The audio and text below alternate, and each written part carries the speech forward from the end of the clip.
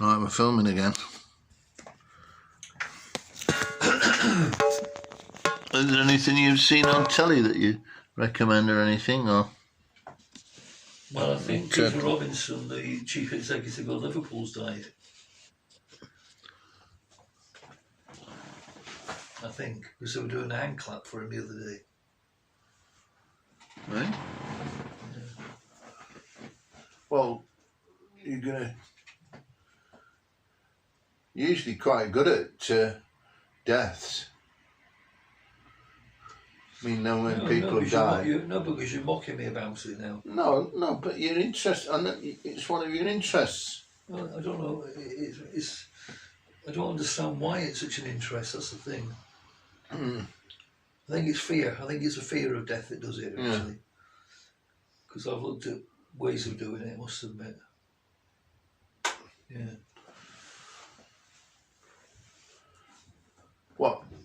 Ways of ending your own life? Yeah, I've thought about it. Yeah.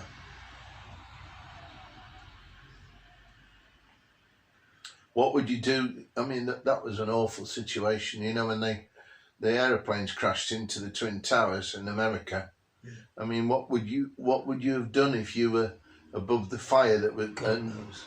Would you jumped out of a broken window? No, I couldn't have jumped. The fire coming towards you, being extremely hot. I mean, but you're not going to survive jumping it either. No, but what I mean is you'd probably in your attempt to get away from the fire, you'd probably fall. Yeah, you're right. There by the grace of God and all that, because it's to watch what those people, the dilemma that those people, dilemma's the right word even, I don't know, but what their choice was awful. And to jump from, oh my God, even thinking about it makes me shiver. I was watching some stuff on Netflix. No, it wasn't. It was just normal telly, but it was the Smithsonian Channel or something. Oh yeah, I think it's some kind of institute, isn't it, or something like that that studies things. And this one I was watching particularly was America by history or something. I can't remember. But it was fascinating. I loved it. It was really interesting. Yeah. Yeah. What was particularly fascinating then? Well, one of the things was they come to the 1930s and they you know that infamous photograph where they're all eating their sandwiches sat on that girder. Oh yeah, when they're right up in the air and building a skyscraper or something like that, and they're just relaxing all those hundreds or thousands of feet up, and and I can't imagine it. I just can't imagine it. Oh God, the thought of it makes me shiver. Well, they interviewed a woman once whose husband worked as one of those what they call steeplejacks or something like that. No, I don't think they're steeplejacks. No, not at all. I steeplejacks deal with chimneys, big chimneys, and anyway, he was a steeplejack, Fred Dibner. Yeah, he was really interesting. Yeah, but the what do you call it? The the women coped, because the husband was they were used to the husband going up and on these really high buildings all the time. They got used to it. Oh God, no. There was a piece of footage of this guy climbing up. God, unreal! He's got no protection at all, and he's climbing up this structure. Well, nothing to stop him, to save him in a fall. Yeah. Nothing, and he's climbing it like, I mean, it was a smooth surface that he was trying to climb, not like it's got any places he could grab hold of like a mountaineer. He was literally like a monkey going up this fucking thing. Sorry. It just makes me shiver when I watch stuff like that. Yeah. And when they're eating, they're having. And then there was another picture of the guy that took the photographs of these. The guy that took the photographs. There was a photograph actually of him swinging a golf club, and he's like all this way up, and he's got nothing to protect him at all. Oh, did he actually hit a golf ball? Yeah, I think so. Yeah. That was just a photograph, but I mean, yeah, I'm sure. Yeah. Fascinating. Yeah. Yeah. I love that chat. Well, I haven't seen much of it. The second one was to do with Britain during a certain 20s, 30s, 40s, 50s, all that. I love it. I love all that stuff. Yeah. Yes, it's. And I like PBS channel. What's that short for? Public Broadcasting. Yeah, Public Broadcasting Society or something. Yeah. I don't know. But some of that's quite fascinating. Yeah, yeah. Well, they did one on prohibition and that. Yeah. Really interesting. Yeah.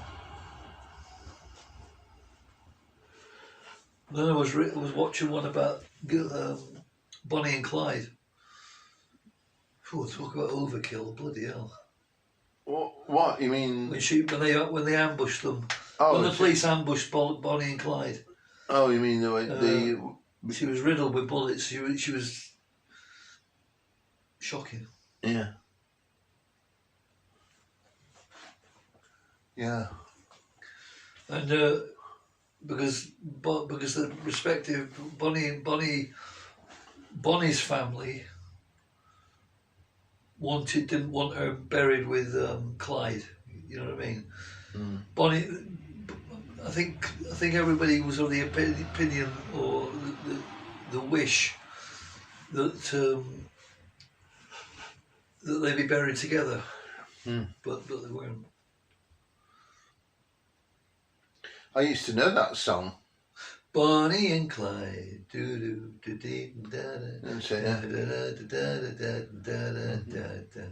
Bonnie and Clyde, yeah.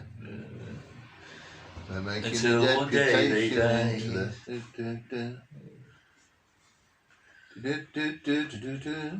Let them lying in a pool of blood and laughed about it all the way home. Bonnie and Clyde gotta be public enemy number one. Running and hiding from every American lawman's son. Just like that, wasn't it? I used to know it. But I don't know. Price, wasn't it? Hey? Alan Price. I really like that. The Dancing Bear song as well. Oh yeah. Yeah. Yeah. They seemed like there were original songs and different songs. I appreciated Alan Price's music. I thought it was a bit different, really. And I like that Jilted John. You know about. I've been going out with a girl. Her name is Julie. Then one night. Da da da da. Come on, rest of it. I've been going out with a girl. Her name is Julie.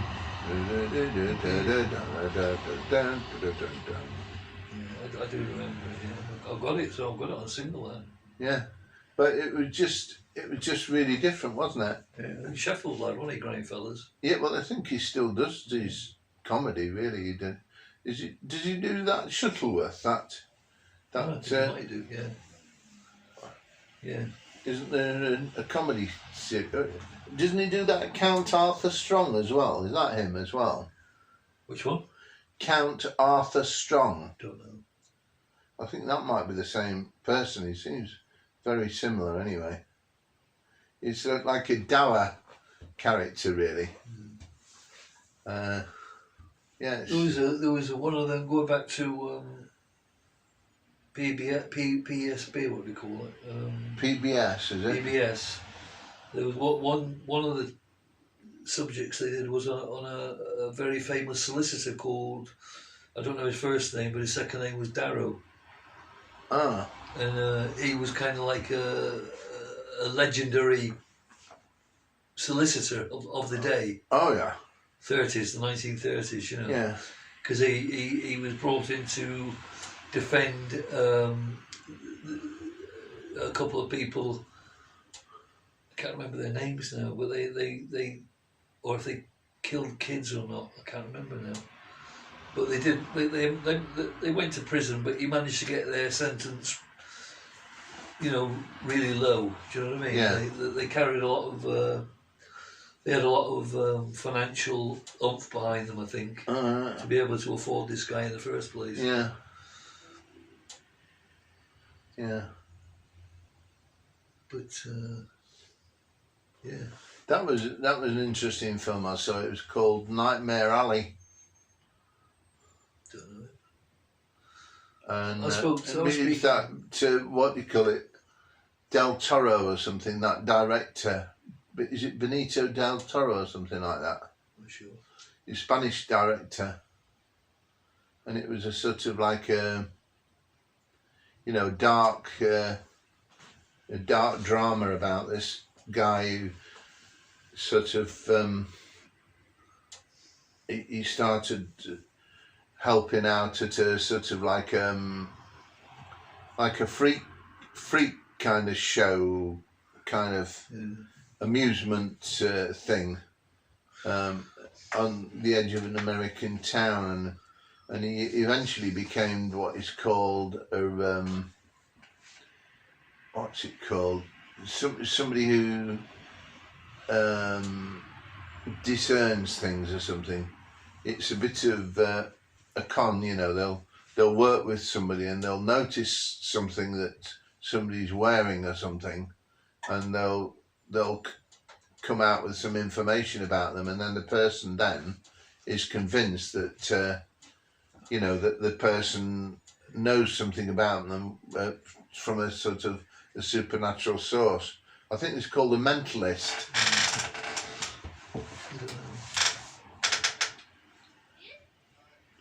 Yeah, a mentalist. Yeah. So that was an interesting film. It was. I think it was a dark film though. It was like what do you call it? It was a bit like Double Indemnity with that Edward G. Robinson. Did you like that film? Like Double Indemnity, black and white film. I don't think I saw it. No. It's a good film that. With Barbara Stanwyck in. Oh, Stanwyck. Stanwyck. Is it Stanwyck? Yeah.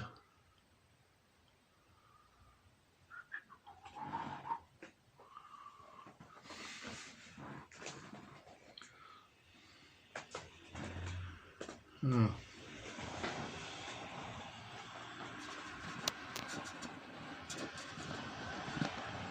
Yeah. Hmm.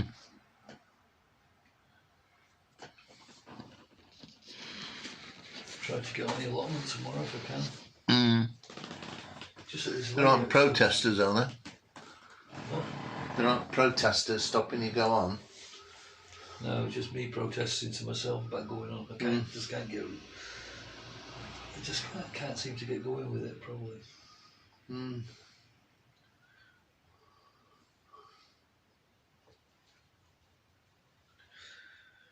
Bonnie and Clyde. It's like that was another famous case. The in Cold Blood by Truman Capote or Capote. About the murder of a farming family. The murder of the mother, the father, and the boy and the girl.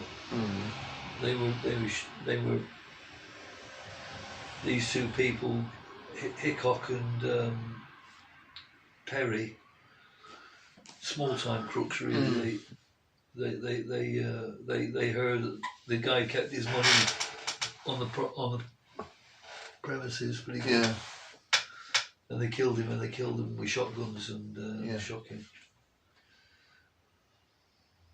Well, it's like Cain and Abel, because the original brothers of that were born to Adam and Eve.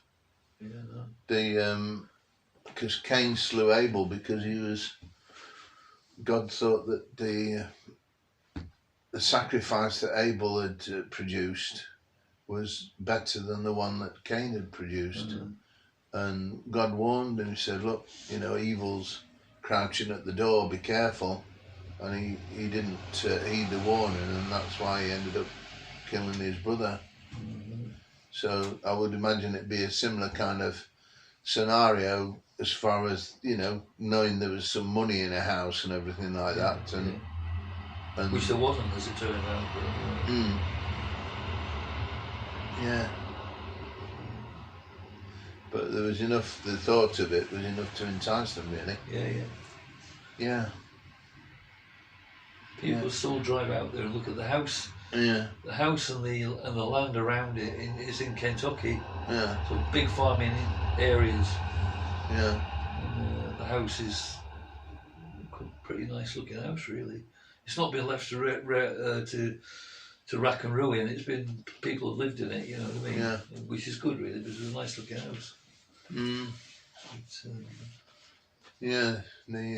It's the same with, I was watching this thing on YouTube with this guy that goes around abandoned. You fallen asleep now? Abandoned. No, I'm listening.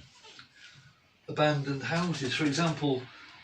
The one I was watching the other day, they managed to get into this house belonging to John Gotti, the wealthy person, the mafia guy.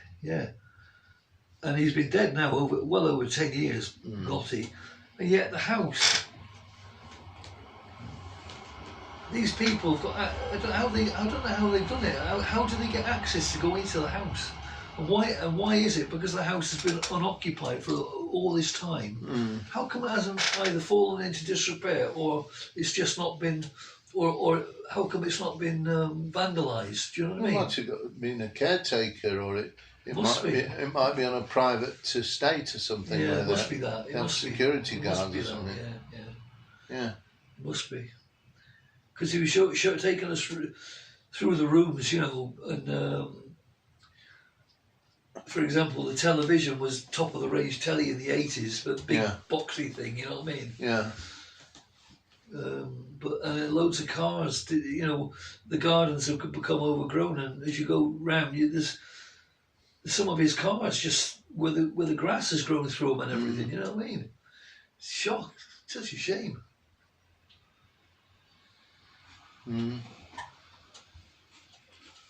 Yeah. Come on, man. Oh, you're waiting for the phone call? Yeah. My brother's ringing soon anyway. I was in the charity shop the other day, looking to see if there was any other railway things. Oh, thank you, Graeme. Of interest. Yeah, it would be. Yeah, he's always up for the railway stuff. Yeah.